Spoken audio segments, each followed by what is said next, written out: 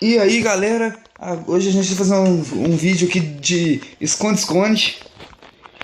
Eu tô aqui junto com o Fábio. Qual é? Então vamos lá, você é o pegador e eu me escondo. Ó, calma, não, mano. Você pulou lá embaixo, cara. Ah, socorro. Ó. Cadê eu, mano? Ah, subiu. Sai, caralho.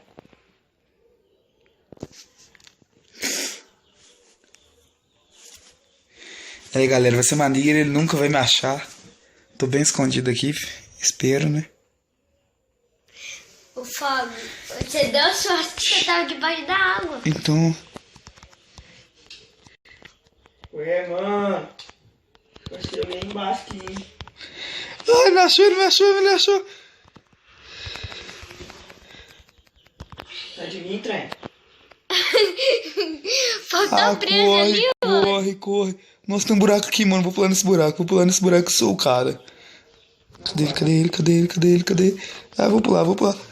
Ah, Jerônimo! Parou do nada, pô. Uai, cara. Ah! Você morreu, Fábio. Não, você é doido. Tem buraco Quem vai pular no buraco? Ah, corre. ele. Já calma, mano. Caramba, mano, eu tô parando de correr do nada. Não vai não, mano. Eita nós. Ah, pula! Ah, corre. Para de correr do nada, mano. Você tá tirando. Você tá cansado? Você não tem isso, não. Corre! Tô chegando aí pra porrada, então. Eu vou fundar daqui a pouco. Hein, ó. Nossa, eu vou morrer. Ele afundou por debaixo de mim. Ó, fudeu, pegou. Aí fudeu. É que volta fugindo dele. Aí, Mas por que o meu não tá batendo? O meu não tá batendo, não. fudeu. É aranha. Morre, caralho. O meu não tá batendo, velho. Ih, vai morrer, Toninho, não. Ah, vou morrer! Você caiu. Caralho. Caramba, mano, eu tô preso, velho. Que lugar louco. Ah, o fiofó do cara que tá cagando, mano. O quê?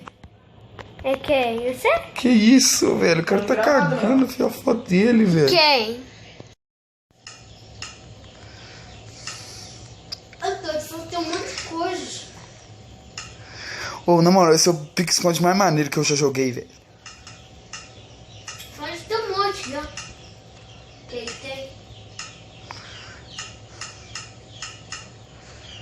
Acabando aqui esse trabalho.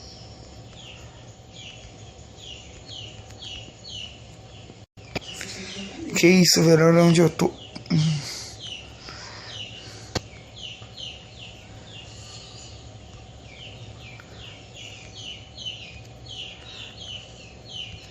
Muito bruto esse aqui, viu?